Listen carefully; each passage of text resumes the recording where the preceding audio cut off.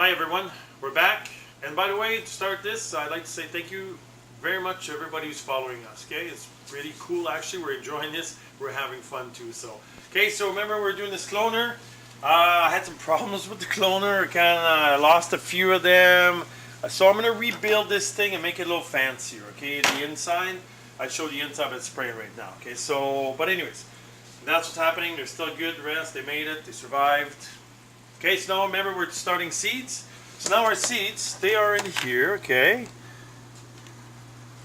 They're just sitting now, okay? So as you can see, they're starting to break open and start doing a taproot.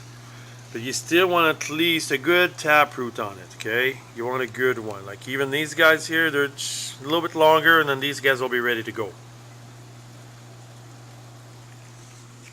Okay? Just keep it in here moist. I put the lid to keep the moisture in it, so paper towel it's not drying up on me because you could lose your seeds. I put it where it's a little warm area, can't be cold, this doesn't work. Okay, and after that, once they start popping out, now we put them into our cubes, okay guys? And I'll show that once these guys do it. These guys are so fast, and my buddy the cameraman, Keegan, wasn't here, so I had to do them.